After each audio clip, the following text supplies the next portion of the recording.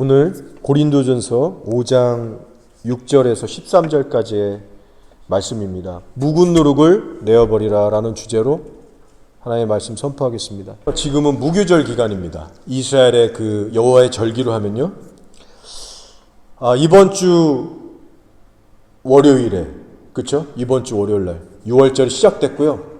그 다음 날 화요일부터 일주일간 무교절이 지금 진행되고 있습니다. 그래서 현재는 지금 무교절 기간이고, 내일 모레 화요일이죠. 화요일에 이제 무교절 기간이 이제 종료가 되게 돼요. 이 6월절과 무교절, 이 두 절기들을 보시면 서로 연결돼서 갑니다. 6월절이 끝나자마자 무교절이 바로 이어서 시작되면서 둘이 함께 가는 것을 우리가 알 수 있어요. 그래서 성경의 출애굽기를 예를 들어 보면 유교절이란 말은 따로 언급하지 않고 그냥 무교절이라는 그 단어 하나로 이렇게 다 합쳐서 갈 때가 간혹가다 있습니다. 한두 구절 정도 있어요. 근데 그렇다고 해서 오해하시면 안 되는 게, 각 절기가 너무나도 중요하고 다른 의미들이 있어요. 다만 그 정도로 이 6월절과 무교절 간에 깊은 연관성이 있고 함께 간다는 의미가 있는 겁니다. 분명한 거는 6월절이 없으면 무교절도 존재할 수가 없다는 거예요. 6월절이 있기 때문에 무교절이 있는 겁니다. 그럼 6월절은 어떤 날인지 여러분도 아시죠? 구약적으로 보면 출애굽 당시에 이 바로의 압제에서 끄집어내서 홍해를 탁 이제 인도해 주셨어.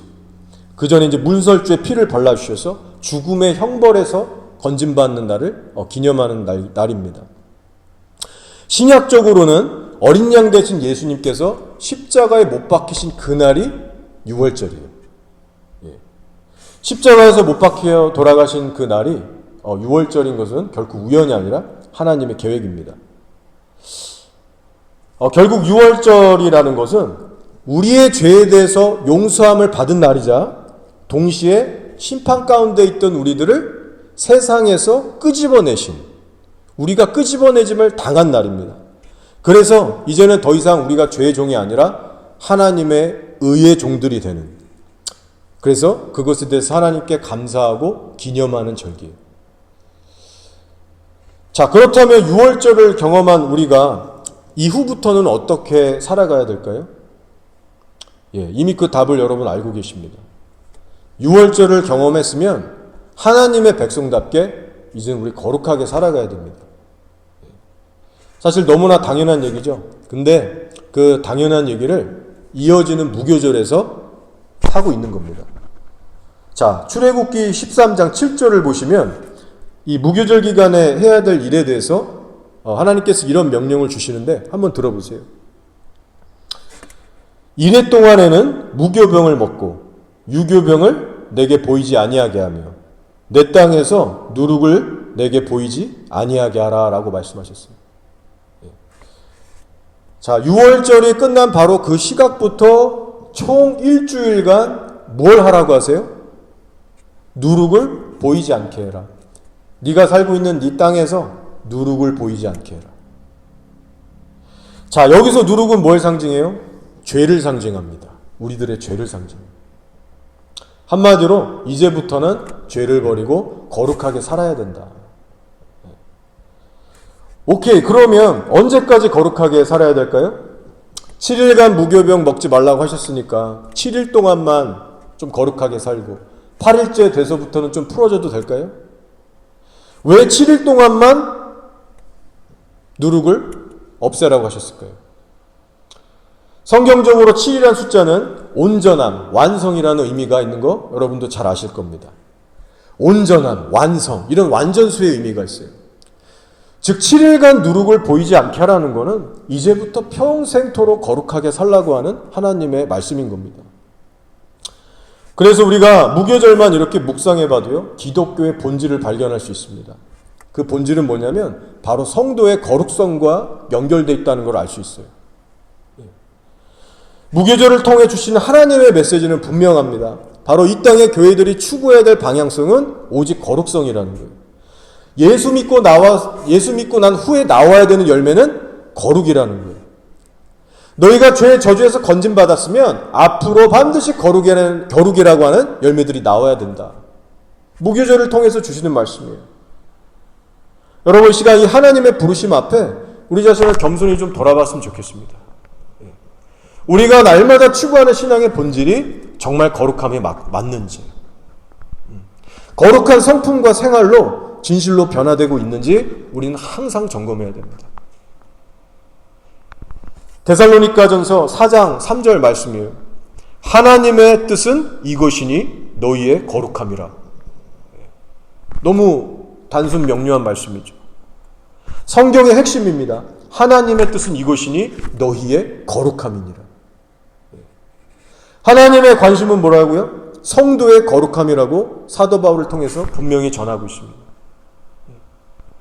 자, 그러면 우리는 어떤가요? 저와 여러분의 주요 관심사가 거룩함에 있습니까? 우리가 거룩함에 대해서 관심이 없고 거룩한 열매가 실제 우리 삶에 없어도요, 얼마든지 우리 성실하게 열심히 교회 생활할 수 있습니다. 거룩함에 대한 건 정작 놓치고 살면서도 인간적인 성실함으로, 책임감으로, 혹은 체면상, 혹은 몸에 밴 습관을 따라서 열심히 봉사하고 섬길 수 있어요. 심지어 저 같은 목사도 거룩하게 살지 않아도 올바른 소리 할 수 있고 그럴싸하게 설교하고 전도하고 섬김하고 다 할 수 있습니다. 인간적인 책임감으로 할 수 있다는 거예요. 그래서 이 시간 우리가 제대로 한번 살펴봐야 할 것은요, 단순히 우리의 어떤 활동 자체가 아니라 우리의 깊은 내면입니다. 우리의 속사람의 상태인 거예요. 저와 여러분 안에 거룩함에 향한 관심과 열정이 실제로 얼마나 있는지를 체크하셔야 됩니다. 하나님의 뜻은 이것이니 너희가 거룩함이라. 하나님의 메인 관심사가 우리의 거룩이라고 하셨고, 만약 우리가 하나님과의 관계가 정말 좋다면 우리의 마음에 뭐가 있어야 될까요? 거룩함에 대한 소원함이 일어나야 됩니다. 하나님으로부터 그걸 공급받고 있어야 돼요. 거기 우리가 동화되고 있는 거예요. 우리 안에 그 거룩에 대한 부담과 열정이 있을 때 살아가는 순간순간마다 우리는 거룩을 추구할 수밖에 없게 됩니다. 교회 안에 있든 밖에 있든 누가 보던 말든 사람이 인정해주지 않든 하나님의 거룩을 추구하며 살아갈 수 있는 성도가 될 수 있어요. 그렇기 때문에 먼저는 저와 여러분 안에 거룩에 대한 열정의 불씨가 지금 얼마나 불타오르고 있는지, 여러분 안에 거룩을 사모하는 성령의 불이 어느 정도 남아있는지를 꼭 확인해 보시기 바랍니다. 혹시라도 생활의 욕심이라든가 어떤 염려, 근심, 두려움, 세상의 어떤 쓸데없는 관심들 때문에, 그리고 그로 인한 불순종으로 인해서 혹시라도 거룩에 대한 사모함이 꺼져가고 죽어가고 있지는 않은지, 하나님께만 집중하고 머물러 있어야 할 우리의 중심에 어느샌가 세상이 들어와서 그 열정의 불이 다 꺼지고 있지는 않은지. 여러분, 이 무교절 기간에 하나님과 우리의 관계를 깊숙이 점검하면서 우리의 현 상태를 점검하고 넘어가면 좋겠습니다. 자, 무교절에 대한 말씀을 한 가지 더 살펴보기 원하는데요. 특별히 무교절의 첫날하고 끝날에는요, 특별히 거룩한 성회로 정해서 너희들이 그렇게 알고 모여서 제대로 지키라고 명령하십니다. 무교절의 시작과 끝날을 잘 지켜서 온전히 행해라 라고 명령하세요. 첫날과 끝날에는 어떤 노동, 일도 하지 말고 온전히 지켜야 한다 하셨는데, 자, 그러면 이 구약시대에 주셨던 하나님의 말씀이 오늘날 예수 믿고 교회가 된 우리 신약시대 백성들에게 과연 어떤 메시지가 있을까요? 자, 그것은요, 예수님을 믿고 성령의 전이 된 그 첫 시작 날부터 이 땅을 떠나서 하나님 앞에 서는 그 마지막 날까지 거룩에 온 힘을 쓰며 살라는 메시지입니다. 즉, 거룩함을 추구하되 어설프거나 어중간하게 하지 말고, 중간에 멈추거나 곁길로도 세우지 말고 처음 시작한 것을 끝까지 붙들고 달려가야 된다.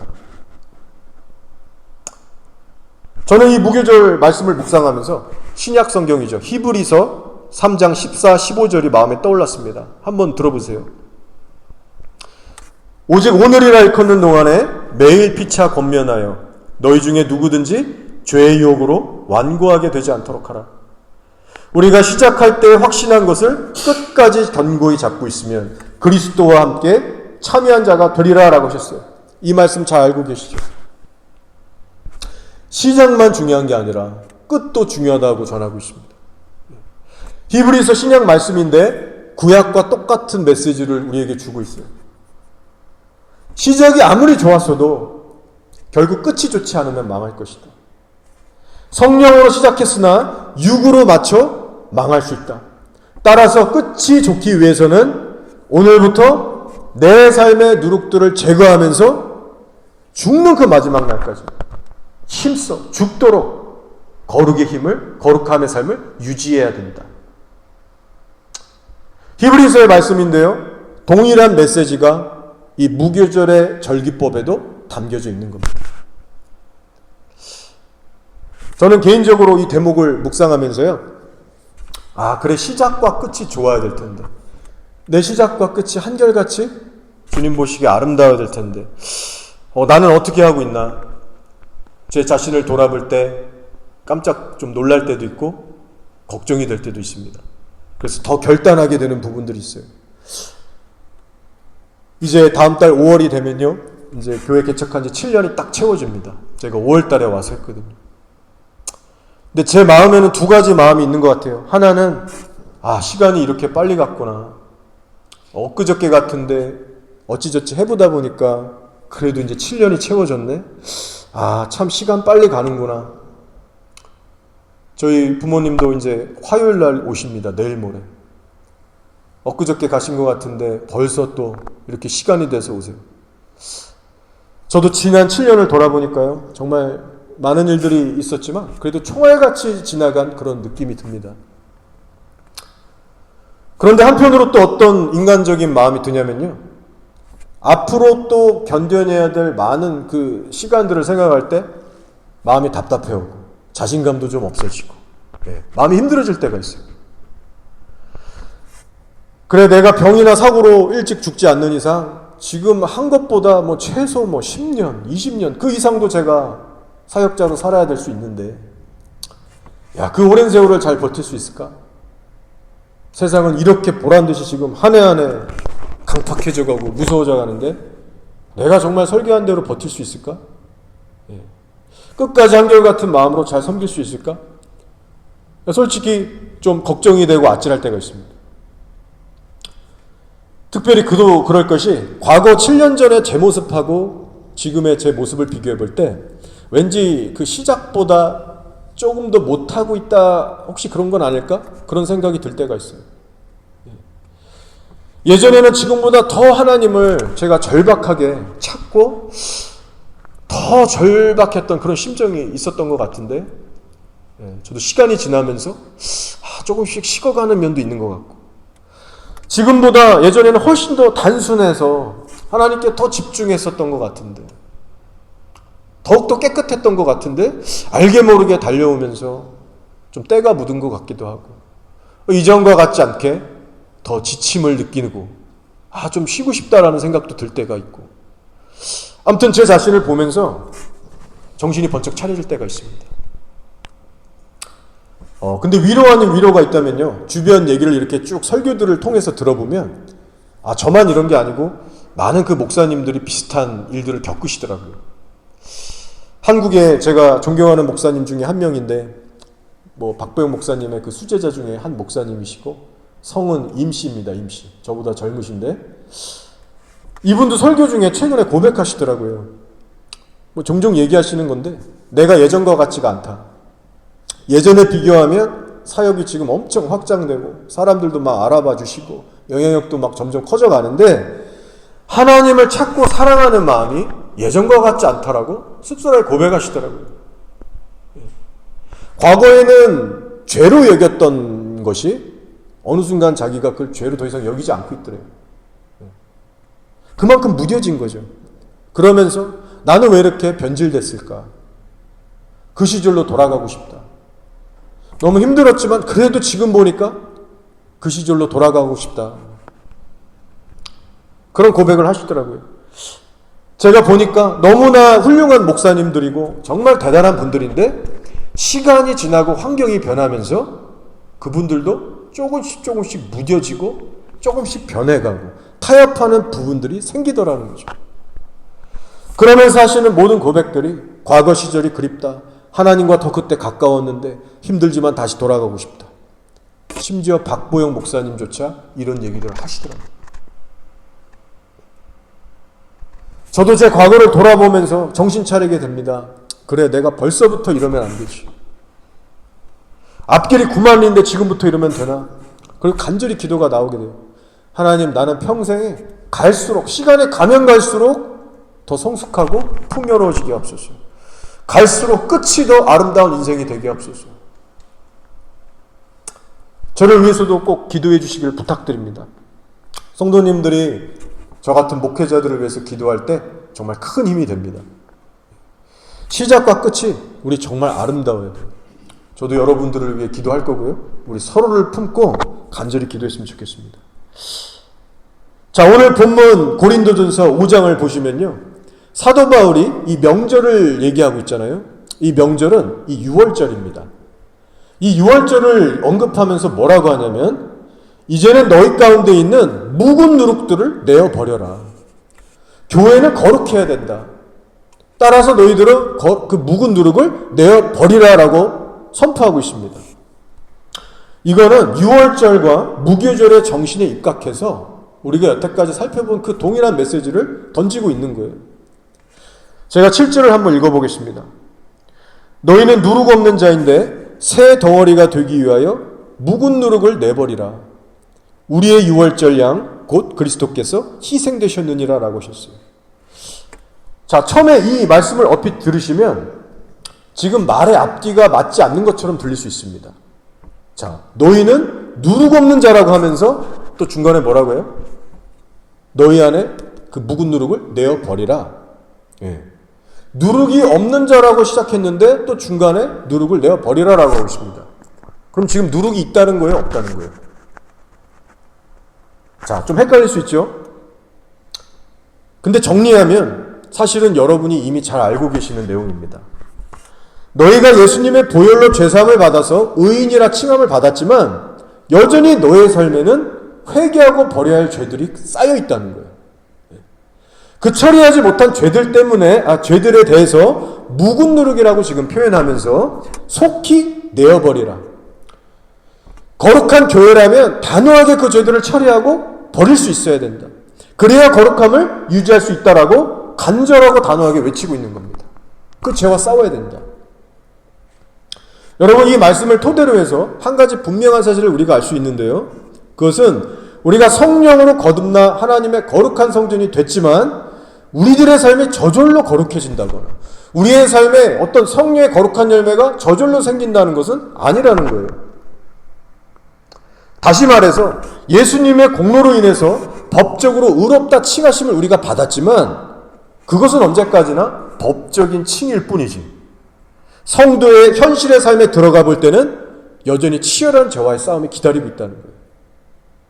거룩을 지켜나가기 위해서 투쟁을 하지 않으면 우리가 잘 알다시피 죄로 범벅이 될 수밖에 없고 마치 잔디 좀만 놔두면 잡초들이 덮어보는 것처럼 우리 또한 변질될 수밖에 없다는 거예요. 치열한 전쟁터에서 살아남기 위해서는 우리 싸워야 된다.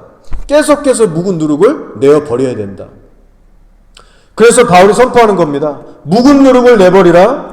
즉 안일하게 죄와 타협해서 살지 말고 죄를 버리면서 살아야 한다고 말씀하고 있습니다. 결론적으로 주는 메시지는요. 성도가 유월절을 경험하고 나면 그 유월절로 끝이 아니라 반드시 누룩을 제거하고 죄와 싸우는 무교절의 기간을 거쳐 가야 한다는 것입니다. 그래서 하나님이 절기들을 7개나 주셨잖아요. 6월절로 끝나는 게 아닙니다. 묵은 누룩을 내버리라. 뭐라고요? 우리의 6월절 양 곧 그리스도께서 희생되셨느니라. 즉 너희가 유월절을 경험했다면 이제는 당연히 묵은 누룩을 내버려야 된다. 그것이 성도로서 마땅하다라고 외치고 있는 것입니다. 자, 그런데 오늘날 교회 안을 들여다보면 유월절만을 강조하면서 이 무교절의 정신을 싸그리 무시하는 사람들이 너무 많습니다. 영적으로 보면 그렇다는 거예요. 예를 들어서 한 번 예수 믿고 거듭났으면 무슨 짓을 해도 천국에서 떨어지지 않는다. 누룩이고 뭐고 한 번 보혈로 씻겼으면 거룩해진 거지. 뭐 그리 복잡하냐. 보혈로 단번에 죄사함을 받았는데 왜 자꾸 거룩을 강조하고 쓸데없는 정죄감을 주냐는 거예요. 그럼 도대체 어느 수준까지 누룩을 버려야 되냐는 거예요.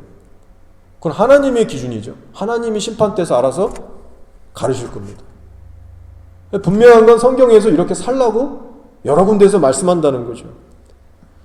오늘날 그저 믿음만 강조하면서 죄의 문제들이나 윤리적인 책임에 대해서는 너무나도 약화시키고 무관심한 수많은 그리스도인들이 있는데 여러분 결코 성경적이지 않습니다. 너무 위험한 신앙이에요. 그래서 잘 한번 들어보세요. 성경적인 개념으로 이렇게 정리가 될 수 있습니다. 자, 우리가 법적으로 의롭다 하심을 받고 난 후에는 이제는 하나님의 자녀답게 죄를 버리고 회개에 합당한 열매를 맺고 살아야 되는데 이것을 신학적인 표현으로 하면요. 하나님과의 관계적인 측면에서의 성도의 의무와 책임이라고 설명할 수 있습니다. 우리 지난번에 몇 번 봤던 크리스찬 영상 있죠? 예, 리얼 크리스찬. 거기에도 나오는 내용이죠. 하나님과의 관계적인 측면이 얼마나 중요하냐면요. 성도 쪽에서 해야 될 의무와 책임을 만약 계속해서 무시하고 산다. 그렇게 될 때에는 성도의 구원이 취소될 수 있다고 말하는 것이 성경의 말씀입니다. 자, 그 예로 1만 달란트의 비유를 한번 들어볼게요. 평생을 갚아도 갚을 수 없는 1만 달란트를 왕에게 비쳤습니다. 왕은 여기서 예수님을 상징하죠. 그리고 1만 달란트라는 그 말도 안 되는 큰 금액은 결코 우리의 힘으로 노력으로 해결할 수 없는 우리의 죄의 무게를 의미하고 있습니다. 근데 예수님이 그 왕 대신 예수님이 법적으로 이제 우리 의롭다 칭해 주신 거예요. 회개하고 믿는 자에게 죄사함을 법적으로 이제 선포해 주시는 겁니다. 하나님의 자녀가 된 거예요. 자, 근데 이 사람이 그 후에 어떤 행동을 하죠? 자기한테 푼돈을 꾼 사람을 만나요. 근데 막 분노하면서 목을 조르면서 감옥에 쳐넣습니다. 거기서 갚을 때까지 쳐넣은 거예요. 용서하지 않습니다. 그리고 그 소식이 왕에게 전해지는데 왕이 진노를 격발합니다. 아니 이런 괘씸한 놈이 있나? 다시 불러라. 그래서 너 왜 그랬냐? 불쌍한 네 형제에게 왜 그랬냐? 네가 받은 은혜를 그렇게 순종하지 못하겠냐? 감옥에 쳐넣고요. 평생도록 갚을 때까지 거기에 이제 가두는 겁니다. 갚을 수 없는 거거든요, 현실적으로. 이게 뭐냐면요, 구원이 취소된 겁니다. 왕이 플랜을 바꾼 거예요. 이 사람의 구원이 취소된 거예요. 너무나 무서운 비유입니다. 그리고 분명한 메시지가 있죠. 법적인 칭의가 다가 아니라 하나님과의 관계적인 측면에서 우리 성도들의 책임과 의무가 얼마나 중요한가. 이 1만 달란트의 비유를 보면 분명히 나와 있는 겁니다. 아무리 법적인 이신칭의를 받았어도 말씀대로 살지 않으면 계속해서 거듭 불순종하고 성령을 근심케 하면 구원에서 떨어질 수 있다는 거예요. 자, 요한복음 15장도 보시면 예수님께서 동일하게 말씀하십니다. 요한복음 15장 아시죠? 한번 묵상해 보세요. 집에 가셔서. 이렇게 말씀하셨어요. 무릇 내게 붙어 있어 열매를 맺지 아니하는 가지는 아버지께서 그것을 제거해 버리시고 컷오프 하신다는 거예요. 같은 맥락입니다. 예수님께 붙어 있는데 열매를 맺지 못한다? 여기서 붙어 있는 사람들은 누굴 의미할까요? 성령을 통해서 거듭난 성도예요. 예수님을 아예 모르고 거듭나지 않은 세상 사람들은 예수님께 붙어 있을 수가 없습니다. 다 떨어져. 언약 밖에 있는 사람들이에요. 외인들이에요. 그런데 문제는 붙어는 있는데 그 후의 삶에서 성령을 계속 멸시하고 마음 강팍하게 해서 불순종을 거듭거듭 하는 사람들입니다. 육신적으로 사는 사람이에요. 그래서 결국 컷오프, 구원에서 떨어진다라는 말씀입니다.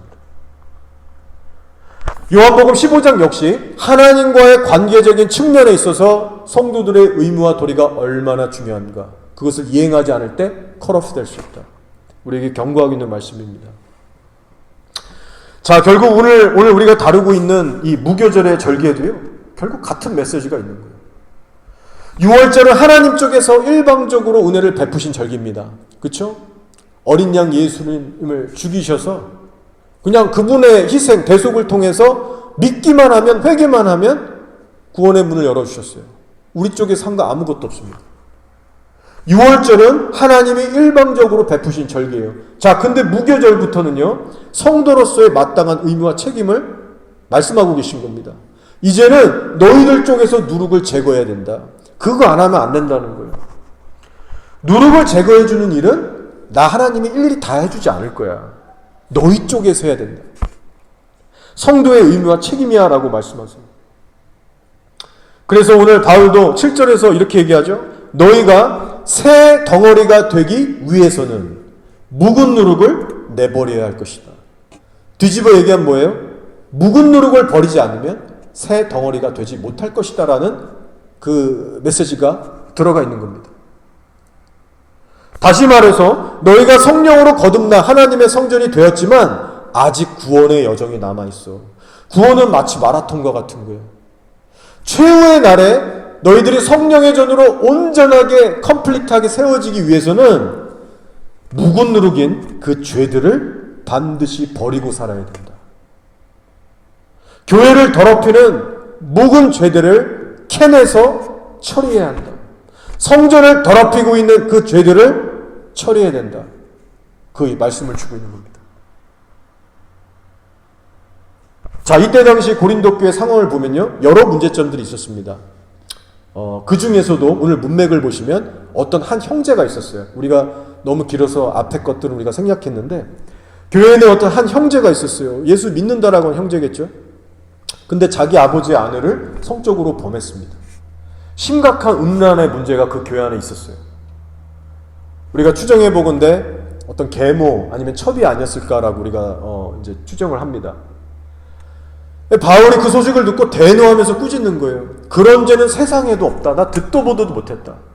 어떻게 예수님을 믿는다라고 하는 성도가 그런 끔찍한 죄를 지을 수가 있느냐. 그리고 너희는 왜 그런 사람을 아직까지도 받아주고 있냐. 당장에 내쫓아라. 고린도 교회가 엄청난 엄중한 책망을 받았습니다.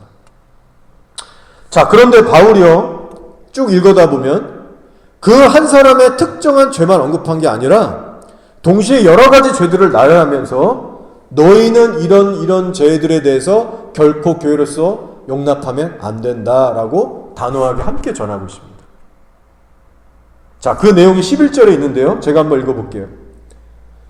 이제 내가 너에게 쓴 것은 만일 어떤 형제라 일컫는 자가, 성도를 얘기합니다. 성도라고 일컫는 자가 음행하거나 탐욕을 부리거나 우상숭배를 하거나 모욕하거나 술 취하거나 속여 빼앗거든 사귀지도 말고 그런 자와는 함께 먹지도 말라 함이라.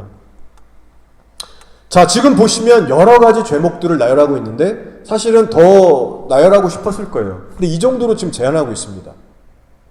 하는 말이 뭐냐면 세상 사람들은 예수를 몰라 뭐 저렇게 산다 쳐도 예수를 믿는 성도라고 하는 사람이 이런 죄들을 지으면서도 진실로 회개하지도 않고 계속해서 그 죄에 뒹군다, 즐긴다. 그러면 그 사람하고는 사귀지도 말고 교회 내에서 쫓아내라는 거예요. 함께 먹지도 말고 사귀지도 말라는 겁니다. 우리가 이 말씀을 처음 들으면요, 좀 충격적이기도 하고 사도 바울에게 사랑이 좀 없나? 이렇게까지 차갑게 하는 게 맞나? 어떻게 적용해야 되지? 어떤 일종의 혼돈이 올 수 있습니다. 자, 근데요, 우리가 기도하면서 계속해서 이 말씀을 묵상하면 할수록 정말 맞는 진리의 말씀입니다. 자, 여러분도 잠시 생각해 보세요. 예수님을 믿는다라는 성도가 있어요. 근데 늘 이성 막 바꿔가면서 음란하게 방탕한 짓거리하고 툭 하면 거짓말하고 사람들에게 상처 주고 한두 번이 아니고 늘 술 먹고 사기치고, 여러분 그런 성도하고 교제가 가능할까요? 뒤에서는 우리가 물론 품고 기도해주고 불쌍히 여길 수 있겠죠. 성령님이 또 원하신다면 조심스럽게 기도하면서 접근해서 어떤 사역의 대상자로 바라볼 수 있겠죠. 그렇지만 그런 사람하고 마음과 마음을 나누면서 밥을 먹는다? 시도 때도 없이 자주 만나서 교제하고 함께한다? 절대 그럴 수가 없습니다. 이게 불가능해요, 영적으로. 그런 사람하고 계속 억지로라도 만나고 어울리게 되잖아요.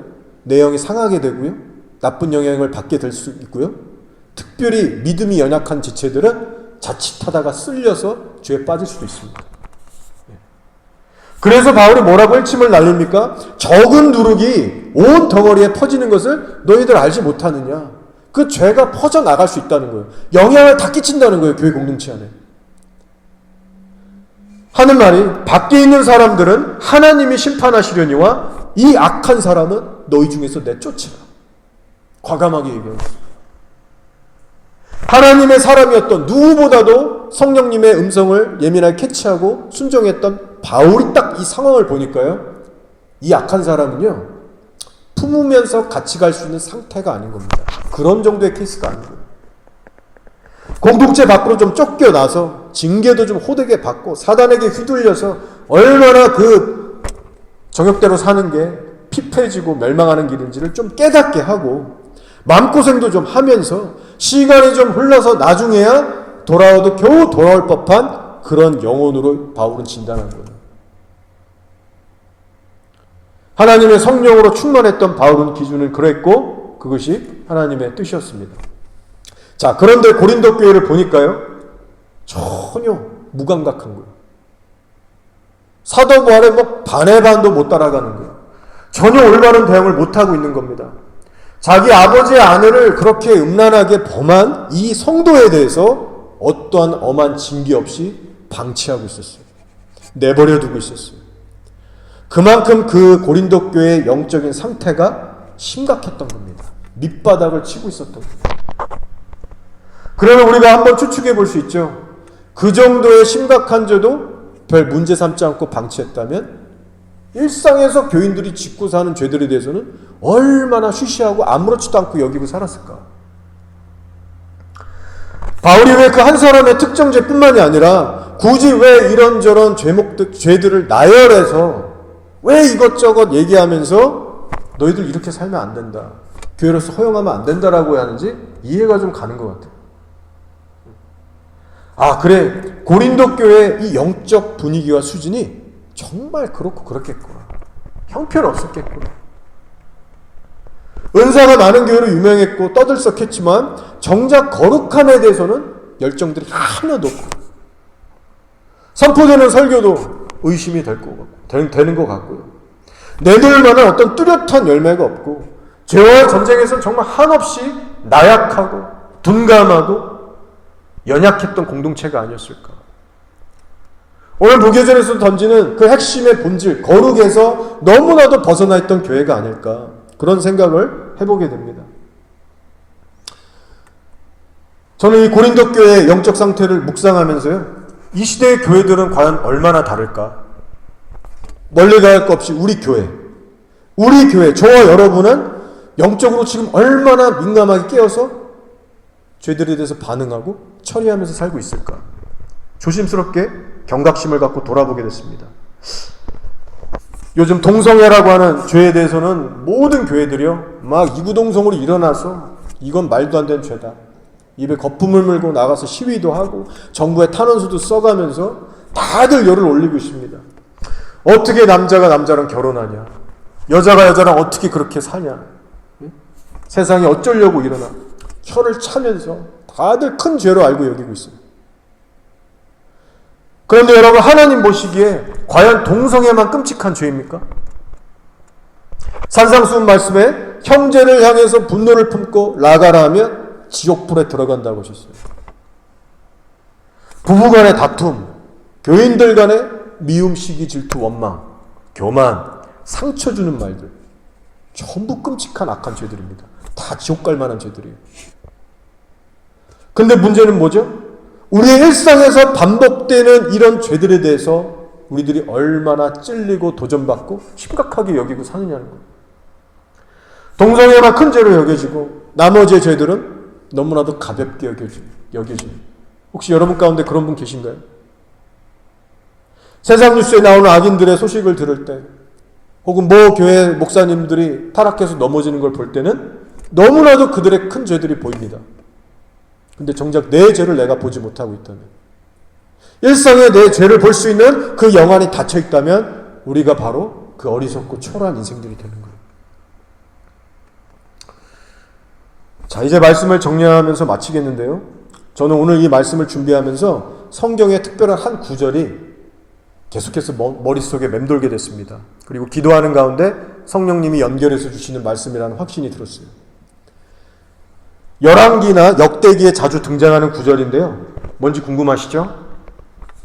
자, 들으시면 그거 이렇게 하실 수 있습니다. 어떤 구절이냐면 이거예요. 오직 산당은 제거하지 않았더라. 아시는 말씀일 겁니다. 때론 이렇게도 나옵니다. 산당만은 철거하지 아니하였으므로 백성이 여전히 마음을 정하여 그들의 조상들의 하나님께로 돌아오지 아니하였더라. 오직 산당은 제거하지 않았더라입니다. 배경을 여러분 잘 아실 거라 생각하는데, 이때 당시 이스라엘 역사를 보시면 거의 대부분의 왕들이 너무 악했습니다. 선한 왕들은 진짜 5손가락 안에 꼽혀요. 여호사밧 왕 그래도 선했고요. 아사 왕 선했습니다. 이 두 왕이 비교적. 이들은 비록 완벽하지 않았지만 그래도 하나님 안에서 정직하고 온전하게 살았다고 성경이 인정해 주고 있어요. 자, 그런데 딸려오는 문구가 뭐냐면요. 오직 산당은 제거하지 않았더라입니다. 요시야랑 히스기야 이 두 왕만 빼고는 이 수식어가 달려요. 오직 산당은 제거하지 않았더라. 그러면 산당은 어떤 곳인지 아십니까? 산당은 곧 우상 숭배하는 제단입니다. 역사적으로 보면 가나안 족속들이 동네의 높은 언덕이나 어떤 푸른 나무 아래에도 우상 제단을 세워놓고 거기서 이제 우상 숭배했던 곳이에요. 근데 이스라엘이 들어와서 점령하고 정착해서 살면서 하나님을 섬기는데 동네마다 산당들이 있으니까 편하잖아요. 거기 가서 그냥 하나님을 예배하기 시작한 거예요. 제거했어야 되는데. 역사를 좀 더 올라가면 사사시대 때부터 실수한 겁니다.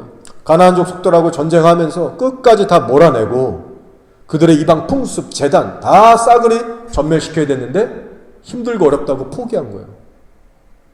그러다 보니까 세월이 지나면서 그 대가를 지불하게 된 겁니다. 예루살렘에 있는 성전에서만, 하나님이 정하신 곳에서만 올라와서 예배를 드렸어야 되는데 산당 제사가 시간이 지나면서요, 마치 유대인들의 토착 문화처럼 완전히 딱딱하게 굳어져서 전국적으로 퍼져나가게 된 거예요. 자기들 멋대로 산당에서 예배 드리고 레위인들도 거기 가서 자기 식대로 섬기고, 또 어떤 사람들은 실제로 하나님과 우상들을 겸하여서 믹스해서 섬기기도 했습니다. 우상 숭배가 일어나기도 했어요.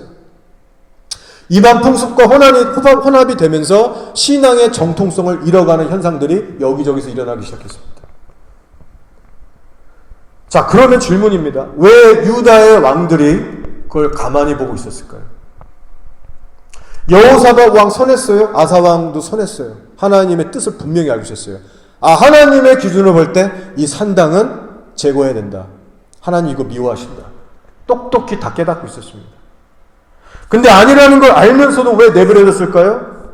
간단한 이유입니다. 너무 힘들어서 안 한 거예요.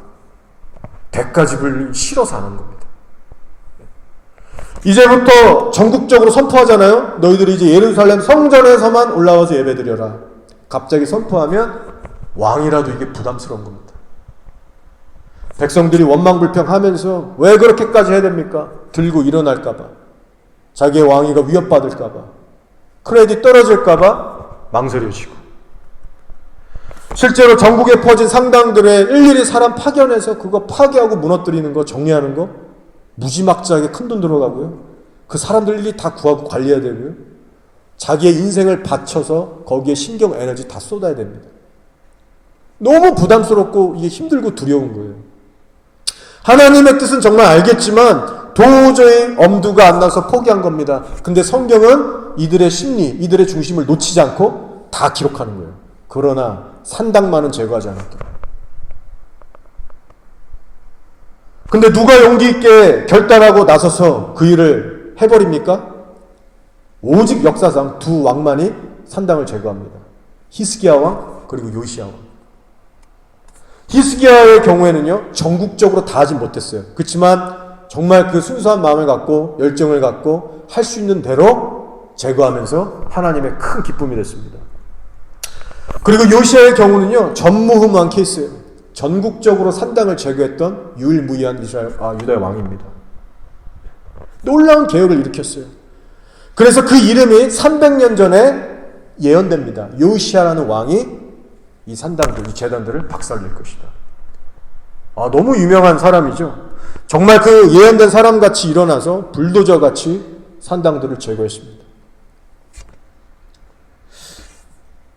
자, 여러분, 제가 지금 무슨 말씀을 드리려고 하는지 감이 오세요? 이겁니다. 우리가 기왕에 예수님을 믿을 바에는 요시야 왕처럼 믿길 원하는 거예요. 김집사가 예수님을 믿으며 정직하게 살았으나 오직 산당만은 제거하지 않았더라. 여기 계신 우리 권사님들, 장로님들, 나름 온전히 살았지만 산당만은 철거하지 않았더라. 김 목사가 예수님을 믿으며 정직하게 살았으나 산당만은 철거하지 않았더라. 여러분 느낌이 어떠세요? 우리가 만약 이런 인생으로 하나님께 평가받는다면 여러분 정말 후회 안 할 자신 있으십니까? 저 같으면 후회할 것 같아요. 산당을 우리가 제거하지 않아도, 다 그거 제거하지 않아도 하나님 안에서 나름 그래도 동행하면 천국은 갈 수 있을 겁니다. 여호사밧이 그랬고 아사왕처럼.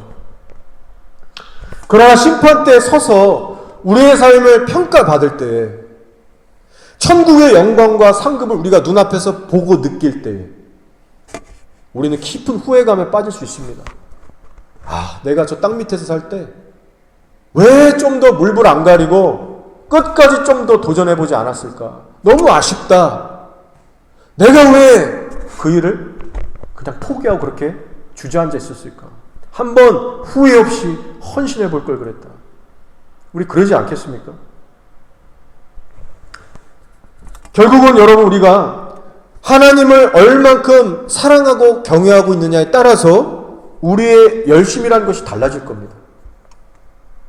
만약 내 생명보다 진짜 예수님을 더 사랑하고 있다면, 내가 하나님의 영광을 사람의 영광보다 정말 더 사랑하고 높이고 있다면 어떤 대가를 지불해서라도 내 삶의 누룩들을 제거하려 할 겁니다. 가만히 있지 않을 거예요. 바울이 오늘 이렇게 선포하지 않습니까? 밖에 있는 사람들은 하나님이 심판하시려니와 이 악한 사람은 너희 중에서 내쫓으라. 요시야에게 있었던 그 하나님의 전을 향한 열성이 사도 바울에게서 지금 발견되고 있습니다. 전부 다 잠잠하고 방치하고 있는데 한 사람 바울만이 충격적인 말씀을 선포하는 거예요. 내어 쫓으라. 뭐하고 있냐? 이스라엘에서 산당을 제거하는 일, 우리 삶에 누룩을 내어버리는 일, 교회 공동체 안에서 이런 사람을 내어 쫓는 일, 여러분 핵심이 같아요. 바로 온전한 거룩으로의 회복입니다. 우리가 구약시대 왕으로 태어나던 21세기 한국 성도로 태어나던 하나님의 거룩한 백성이 됐다면 이제 우리 인생에서 가장 중요하고 시급한 게 뭐예요? 내 삶에 하나님의 온전한 통치를 회복하는 겁니다. 하나님의 온전한 예배를 우리가 회복해서 거룩함으로 나아가는 거예요. 그 일에 우리가 생명을 다해야 되는 겁니다. 성전 삼아주신 나의 삶을 온전히 정결케 하고 거룩케 하는 일이 우리가 생명을 다해서 투쟁하고 지켜내야 될 일이에요. 여러분 하나님 앞에 온전한 예배자로 서고 싶은 마음들이 다 있으실 겁니다. 자, 그렇다면 우리가 해야 될 한 가지는요, 죄에 대해서 힘껏 투쟁하고 싸우셔야 합니다. 거룩을 위해서 멈추지 않고 투쟁하는 사람만이 하나님의 참된 예배자로 성장해 갈 수 있습니다. 하나님의 기뻐만 하신다면은 그 길이 아무리 어렵더라도 불편하더라도 우리 삶의 개혁을 반드시 일으켜서 죄의 문제들을 꼭 해결해 나갈 수 있는 저와 여러분 믿음의 용사 다 되시기를 주님의 이름으로 축복하며 축원드립니다. 아멘. 우리